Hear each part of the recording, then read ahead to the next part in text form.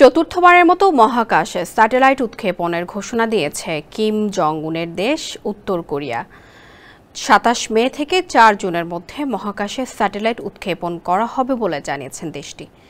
ইতোমধ্যেই স্যাটেলাইট পাঠানোর বিষয়টি প্রতিবেশী দেশ জাপানকে নিশ্চিত করেছে পিয়ংইয়ং। এর আগে গেল বছরের নভেম্বরে ৩বার চেষ্টার পর কক্ষপথে গোয়েন্দা স্যাটেলাইট উৎক্ষেপণ করতে সক্ষম হয় উত্তর কোরিয়া।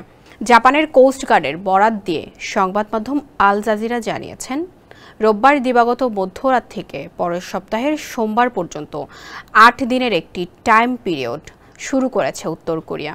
এই সময়ের মধ্যে মহাকাশে স্যাটেলাইট উৎক্ষেপণ করা হবে। এই লক্ষ্যে কোরীয় উপদ্বীপ এবং ফিলিপাইনের নুজন দ্বীপের কাছে ৩টি সামুদ্রিক বিপজ্জনক অঞ্চলকে সতর্ক করেছে পিয়ংইয়ং। জীবনকে উপভোগ করার সব আয়োজন নিয়ে একটি নিশ্চিন্ত কমিউনিটি লিভিং নিশ্চিত করছে রূপায়ণ সিটি উত্তরা। বলা হয়েছে, উল্লেখিত অঞ্চলগুলোতে উপগ্রহ বহনকারী রকেটের ধ্বংসাবশেষ পড়তে পারে। এদিকে পিয়ংইয়ংয়ের এই ঘোষণার পর নিজেদের মধ্যে আলাপ আলোচনা করেছে জাপান, যুক্তরাষ্ট্র এবং দক্ষিণ কোরিয়া। আলোচনার পর উত্তর কোরিয়াকে এই পরিকল্পনা স্থগিত করার আহ্বান জানিয়ে সতর্ক করেছে দেশগুলো। সতর্কবার্তায় উত্তর কোরিয়ার উদ্দেশ্যে বলা হয়েছে, ব্যালিস্টিক ক্ষেপণাস্ত্র প্রযুক্তি ব্যবহার করে স্যাটেলাইট উৎক্ষেপণ জাতিসংঘের প্রস্তাবের পুরোপুরি লঙ্ঘন। উত্তর কোরিয়ার উচিত জাতিসংঘের প্রস্তাবের প্রতি সম্মান দেখানো।